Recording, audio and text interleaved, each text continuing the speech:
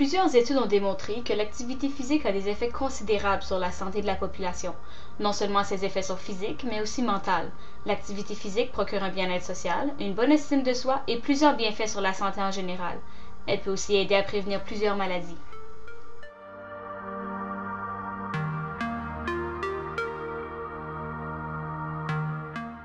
Selon un site internet, maric.com, si vous avez déjà ressenti une période de stress, vous devriez peut-être faire plus d'activité physique. Les gens qui font de l'activité physique régulière gèrent mieux leur stress, se détendent plus facilement et se reposent mieux. Aussi, vous éprouverez un meilleur sentiment de liberté de soi et vous serez plus à l'écoute de votre corps. Un témoignage à ce sujet. J'ai participé cet été à un camp d'entraînement, ce qu'on appelle un bootcamp. Alors, on faisait pendant 1 heure des exercices pour le cardiovasculaire.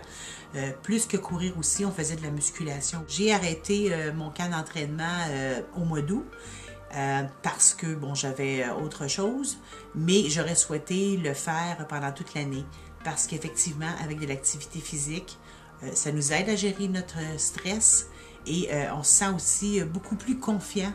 On est plus en forme aussi, on se sent moins fatigué et ça nous permet aussi de mieux nous concentrer quand on est au travail, par exemple. La plupart des gens croient que faire de l'activité physique se limite à utiliser des machines à exercice musculaire ou encore d'aller courir. Mais vous pouvez aussi aller jouer dehors, aller glisser en hiver ou encore utiliser des jeux vidéo tels que la Wii et la Kinect pour Xbox. Selon une étude publiée dans le magazine Pediatrics, la dépense énergétique pendant une marche d'intensité moyenne peut se comparer à une séance de jeux vidéo de type Wii Fit. Les auteurs de l'étude affirment que c'est une façon sécuritaire et amusante de promouvoir l'activité physique.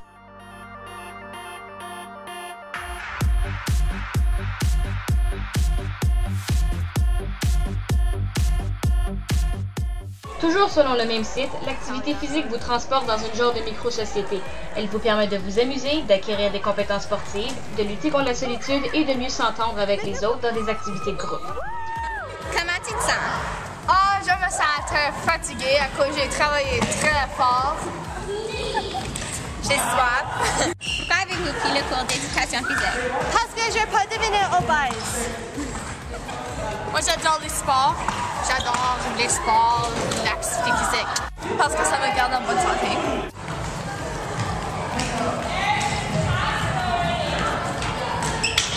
Comment es-tu devenu enseignant d'éducation physique? Je suis devenu un enseignant d'éducation physique parce que, numéro un, j'adore l'activité physique. J'ai toujours été actif comme adolescent, comme jeune personne et puis comme adulte.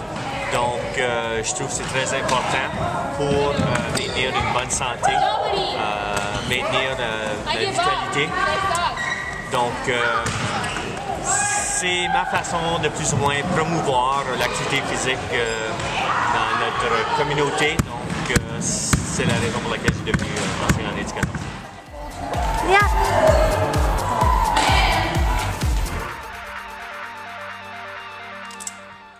Dans les temps modernes, les parents terminent leur quart de travail plus tard qu'auparavant.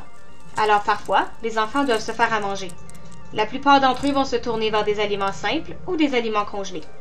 Cela peut mener à l'obésité s'ils ne font pas assez d'activité physique. Le rôle des parents est donc très important. Ils devraient montrer à leurs enfants ou adolescents comment se faire un repas simple et un repas santé. Certaines familles sont moins fortunées que d'autres. Dans la plupart des écoles, une cotisation est demandée aux parents au début de l'année. Et si la cotisation n'est pas payée, les élèves n'ont pas accès aux activités payantes.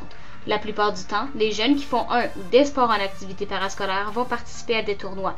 Pour participer à ces tournois, l'école doit payer un certain montant d'argent. Et en moyenne, grâce à la cotisation des parents, le tiers des fonds amassés est réservé aux activités parascolaires. Alors pourquoi est-ce que ces élèves sont privés de ces activités si l'école réserve un tel pourcentage à ses fins? La participation des élèves pourrait être en cause.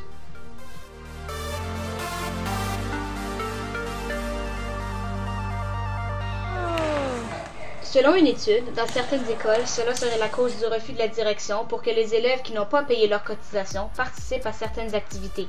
Cela pour éviter que les parents qui ont payé leur cotisation se plaignent du fait que certains enfants font des activités, entre parenthèses, gratuitement. Dans d'autres écoles, la situation est complètement différente. Les parents qui payent la cotisation aident les parents qui n'ont pas les moyens de dépenser une telle somme d'argent. Si un parent n'a pas payé la cotisation, son enfant a quand même accès à une grande partie des activités. C'est le cas à l'école secondaire McDonald Cartier à Sudbury, en Ontario. La directrice de l'école nous fait un témoignage. C'est une façon de responsabiliser les élèves et les frais nous aident à débourser certaines activités. Ils ne peuvent pas participer à certaines activités comme le bal des neiges et ne peuvent pas faire partie des tournois de sport, du groupe 17 et des draveurs s'ils ne payent pas la cotisation. Pour les familles qui n'ont pas les moyens de débourser cette somme d'argent, l'école est mise au courant et paye la cotisation pour cet élève. Selon plusieurs, le plus important est de permettre à tous les élèves de faire partie d'une équipe sportive qui lui plaît, peu importe sa classe dans la société.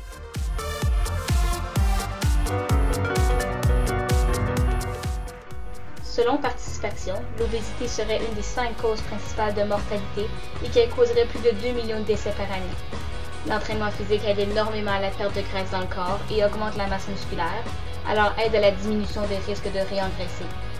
Un manque d'activité physique peut entraîner le risque de développer des maladies cardiovasculaires, d'avoir un AVC et de développer du diabète de type 2. Une infirmière praticienne du Centre de santé communautaire de Sudbury nous fait un témoignage. L'activité physique, c'est reconnu que ça réduit le sucre sanguin, la glucose sanguin. Parce que tu peux prendre ton sucre avant de faire l'activité, puis après l'activité, tu vas voir qu'il a baissé. Surtout si c'est une activité cardiovasculaire. Puis pour ton cœur, c'est que ça met ton cœur plus fort parce qu'il doit pomper plus vite, puis plus fort. Puis en même temps, ça nettoie des choses qui peuvent savoir juste s'attacher au bord de la veine sans empêcher les blocages. Puisque les jeunes qui ont un manque d'activité physique ont un risque plus élevé de développer du surpoids ou de l'obésité, ils ont aussi un risque plus élevé de développer des complexes par rapport à leur corps. Ils peuvent sombrer dans la dépression ou encore souffrir de discrimination à l'école et dans la société. De plus, ces gens souffriront de troubles à se trouver quelqu'un avec qui partager leur vie amoureuse.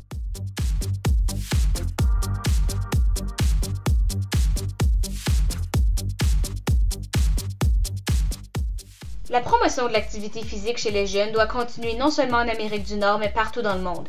Les maladies liées à l'obésité peuvent être prévenues grâce à 30 à 60 minutes d'activité physique par jour. Les parents peuvent aussi aider leurs enfants et eux-mêmes à rester en santé en faisant quelques sessions d'activité physique avec leurs enfants par semaine et en leur montrant à se faire de bons repas santé.